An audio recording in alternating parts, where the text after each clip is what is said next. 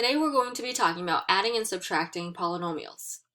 Now, just as a review, remember that when we have like terms, which are terms that have the same variables raised to the same power, we can combine them.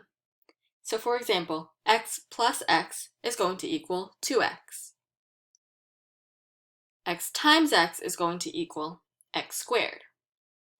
But with x plus y, well, there's nothing we can combine there, so that's just x plus y. And x times y, you can just write that as xy.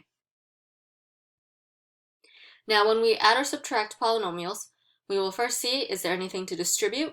If so, go ahead and distribute. And then mark the like terms. You can circle them, you can underline them, just making sure that there's some way for you to mark off which ones are like terms to each other. Once you have them marked off, then you'll go ahead and add or subtract all those like terms. And then if there are any terms that didn't have a like term, you didn't need to add or subtract them, just write them along as part of your final answer. All right, so example 1. We have 3a plus 1 plus 4 plus 2a squared.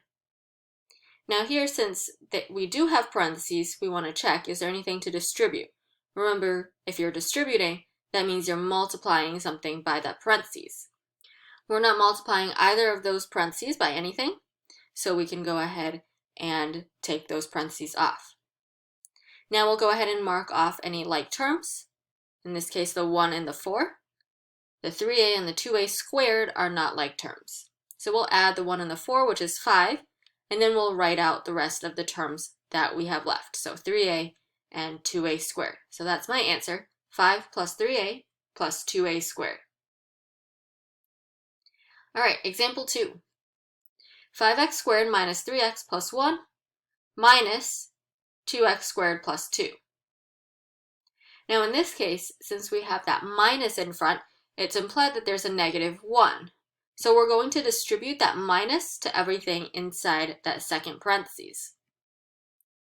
All right, so now I have 5x squared minus 3x plus 1 minus 2x squared minus 2. Let's go ahead and mark off those like terms. So 5x squared and minus 2x squared. And then we have the 1 and the negative 2. And that's it. So 5x squared minus 2x squared, that's 3x squared, plus 1 minus 2, it's minus 1. And then we still have a minus 3x, so we'll write that down as well. So 3x squared minus 1 minus 3x. All right, our last example today, 5p squared minus 3 plus p plus 2p squared minus 5 minus 3p minus 4p squared. All right, so let's start off by seeing if there's anything to distribute. Not in the first parentheses, not in the second parentheses, but in the third parentheses, we have that minus out in front. So I'm going to distribute that to both of those terms. So now I have 5p squared minus 3 plus p plus 2p squared minus 5 minus 3p plus 4p squared. All right, and then now we can mark off all those like terms. So 5p squared with the 2p squared and also the 4p squared.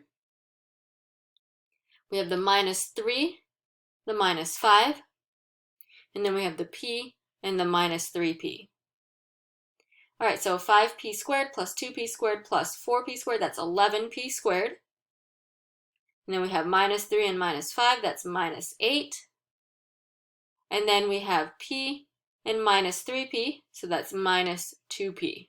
So 11p squared minus 8 minus 2p.